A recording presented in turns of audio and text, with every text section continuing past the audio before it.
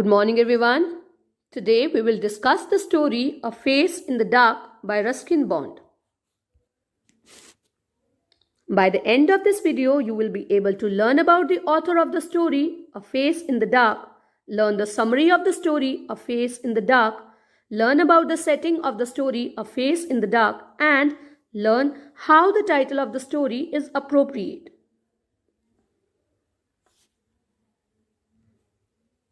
Let us quickly read about the author, Ruskin Bond. Ruskin Bond was born on 19 May 1934 in a military hospital to Edith Clark and Aubrey Bond in Kasauli, Himachal Pradesh. Bond spent his early childhood in Jamnagar, Gujarat and Shimla. Most of his works are influenced by life in the hill stations at the foothills of the Himalayas where he spent his childhood. His first novel, The Room on the Roof, was written when he was 17 and published when he was 21.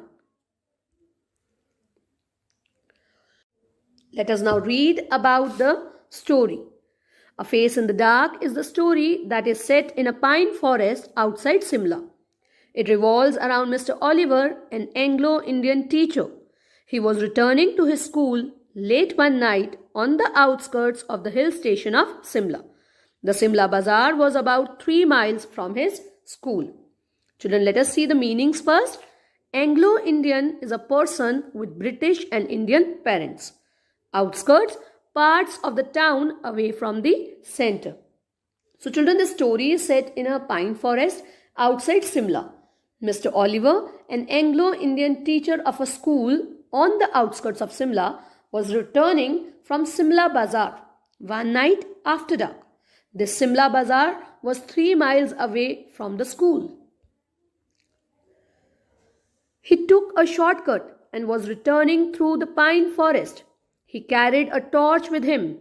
There he saw the figure of a boy in the light of the torch. He found him sitting alone on a rock. He stopped there.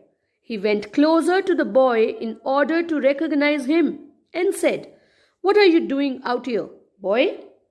Now children, he had taken a shortcut on this night through the pine forest and had a torch to help him.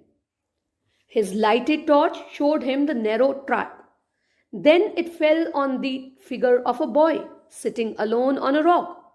Mr. Oliver stopped there and came closer to recognize the boy and asked him what he was doing there, and quite sharply he did so.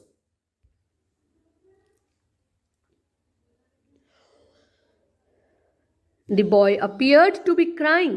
His head hung down and he held his face in his hands and his body shook convulsively. It was a strange, soundless weeping. Mr. Oliver felt uneasy. He asked the boy to tell him his trouble and look up. Convulsively means moving suddenly. It seemed that the boy was crying. He held his face in his hands and his body shook. It was a strange, soundless weeping. Mr. Oliver felt a little uncomfortable and concerned too. He asked the boy to look up. The boy looked up and took his hands from his face and looked up at his teacher. The light from Mr. Oliver's torch fell on the boy's face. It had no eyes, ears, nose or mouth. It was just a round smooth head with the school cap on top of it. Now children, the boy, after repeated requests, looked up and took his hands away from his face. In the dim torchlight, the teacher saw the face. It could not be called a face at all, as it had no eyes, ears, nose or mouth.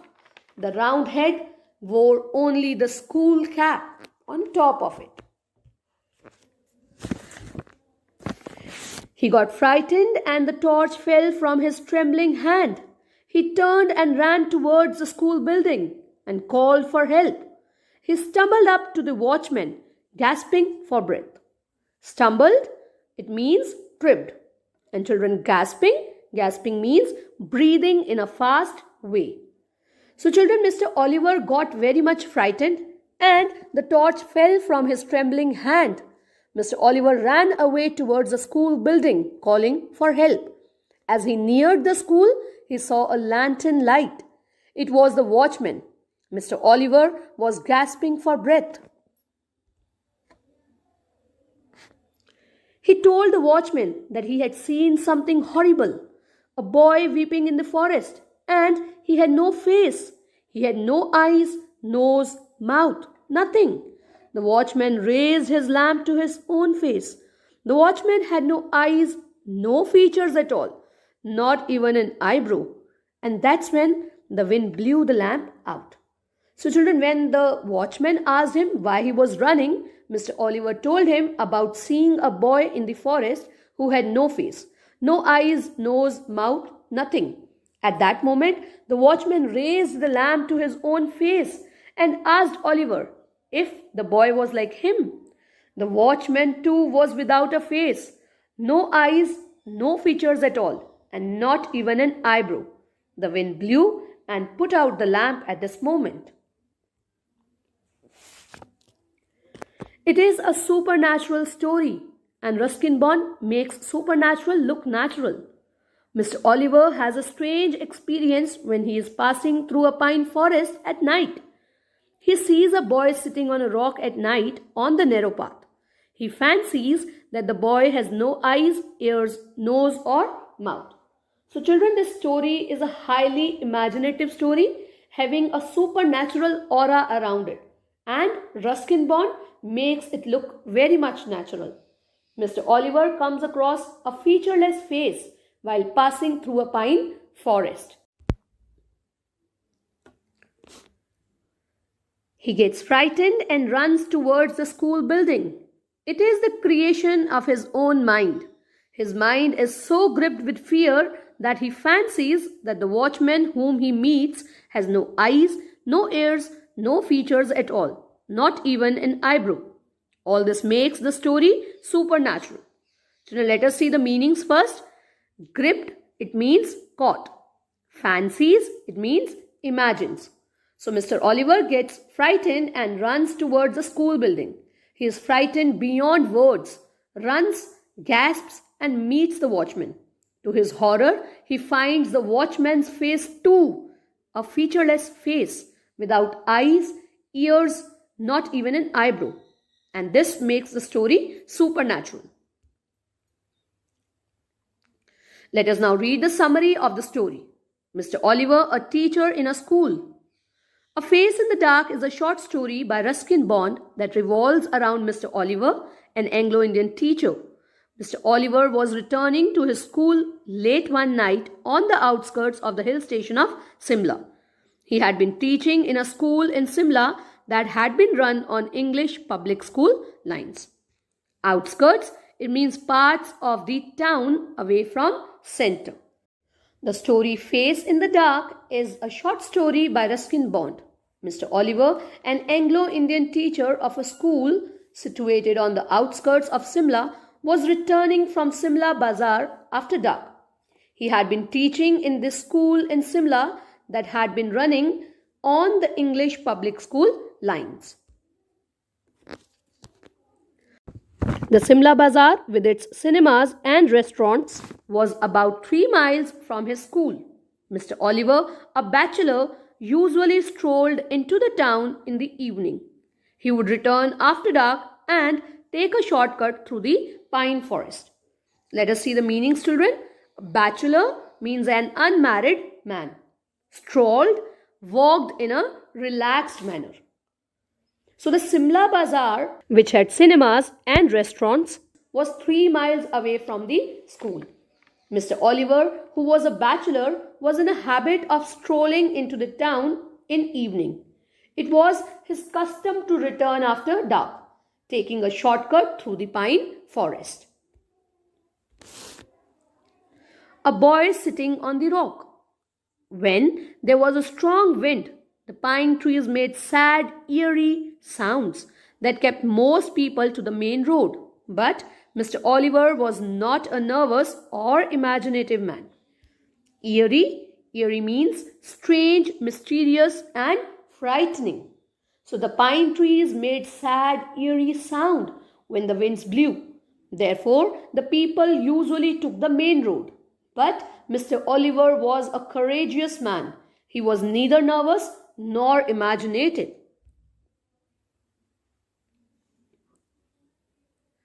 He was moving down the narrow forest path. He carried a torch and its gleam, the batteries were running down, moved fitfully down the path. Fitfully, not continuously. So children, he was moving fitfully down the narrow forest path.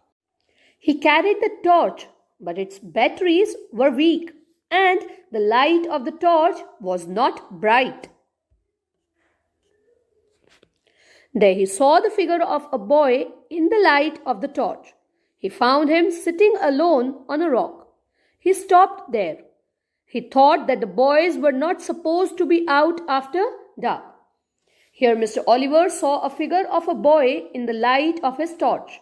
The boy was sitting alone on a rock. Mr. Oliver thought him to be a student out of the hostel, which the boys were not allowed to do.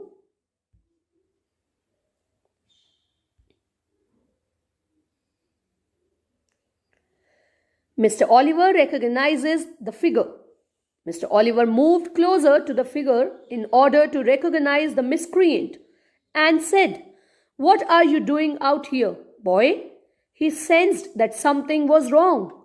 The boy appeared to be crying. Miscreant means a person who has done something wrong. Now children, Mr. Oliver accosted him and moved closer to identify this miscreant who was out of the hostel in dark. He asked the boy sternly what he was doing there. He was intrigued to find that the boy appeared to be crying. His head hung down and he held his face in his hands and his body shook convulsively. It was a strange, soundless weeping and Mr. Oliver felt uneasy. "Well, what's the matter?" he asked, his anger giving way to concern. Now children, let us see the meaning of convulsively. It means moving suddenly. Concern, worry. The boy had his head hung down and his body was shaking with sobs, though there was no sound. The sight of the sobbing boy with head hung down and face held in his hands moved Mr. Oliver, and deeply concerned, he asked the boy what the matter was. By this time, Mr. Oliver's anger had changed into worry or concern. "What are you crying for?" The boy neither answered nor looked up, but continued sobbing. He told the boy that he should not be out there at that time. He said, "Tell me the trouble." "Look up." The boy looked up. Let us see the meanings, children. Sobbing means crying while making sounds. Trouble, problem. Mr. Oliver kept on asking the boy why he was crying, but the boy didn't reply to him at all. Mr. Oliver told him that he should not be out at that time. He again asked the boy to look up. He took his hands from his face and looked up at his teacher. The light from Mr. Oliver's torch fell on the boy's face, if you could call it a face. It had no eyes, ears, nose or mouth. It was just a round, smooth head with a school cap on top of it. So after the repeated requests, the boy looked up. In the dim torch light, the teacher saw the face. It could not be called a face, as it had no eyes, ears, nose or mouth. Only the round head wore the school cap.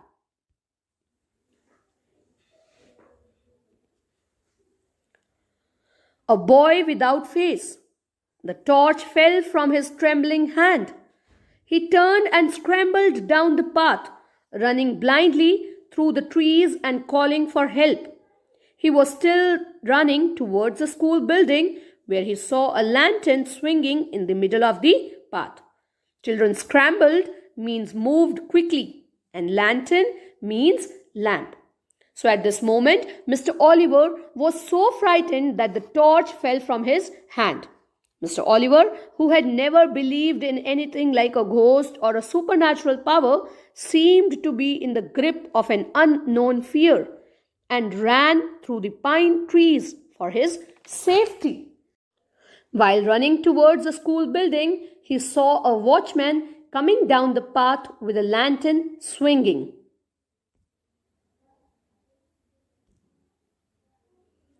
Mr. Oliver stumbled up to the watchman, gasping for breath.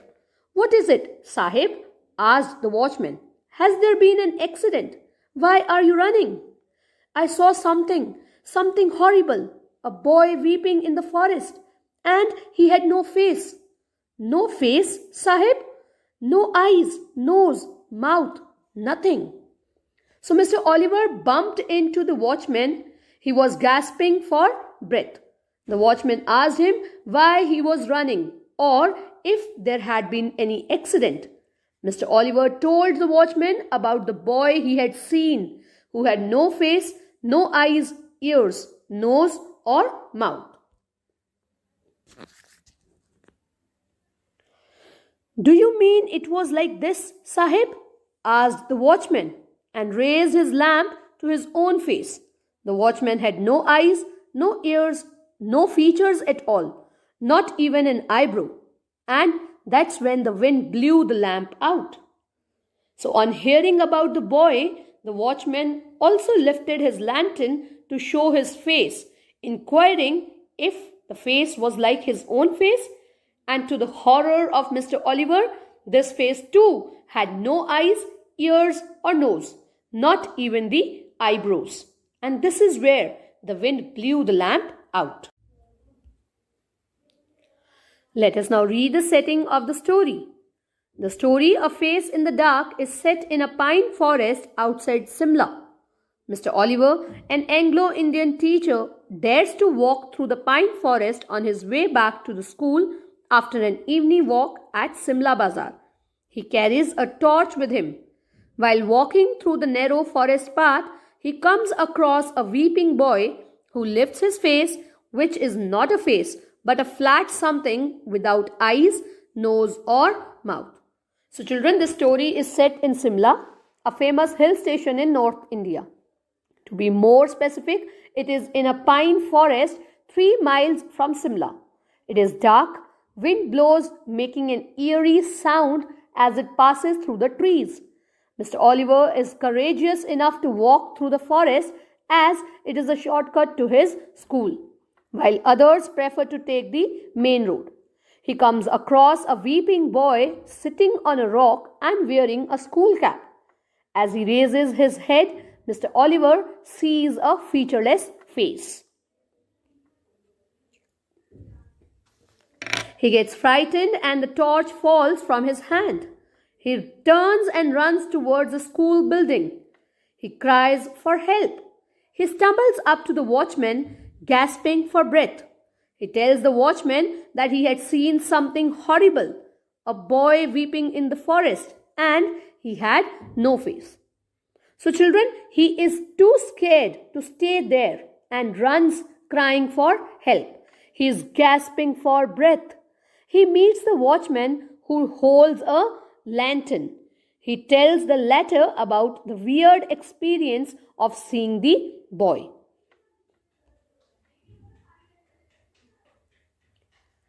He had no eyes, no ears, no features at all. He is so gripped with fear that he fancies that the watchman whom he meets has no eyes, no ears, no features at all, not even an eyebrow. All this makes the setting in the pine forest strange, mysterious, and supernatural. The children, supernatural means relating to God, spirit, or devil. Now this man, Mr. Oliver, tells the watchman of seeing a boy without eyes, ears, nose, or mouth. He is so scared that he imagines that the watchman who met him also had no eyes, ears, nose, not even the eyebrows. To have the shock of seeing a featureless boy was enough to scare him. But this shock was repeated when he saw the watchman, and this must have given him fits. All this makes the setting strange, mysterious, and supernatural. Let us now read the title of the story. The title of the story, A Face in the Dark, is very appropriate because the story revolves around Mr. Oliver and the face of the boy in the dark. Mr. Oliver has a strange experience while he is passing through a pine forest at night. He sees the figure of a boy sitting alone on a rock. He goes closer to recognize the face of the boy. The boy appears to be crying. Mr. Oliver asks him to look up. So children, the story is about faces. In fact, it is about the face of the boy in dark and Mr. Oliver. It was a strange, spooky experience. Passing through a pine forest in the dark, he sees a boy sitting on a rock and weeping. He goes closer and recognizes the boy as the one belonging to the school from the cap he was wearing. He asked the boy to look up.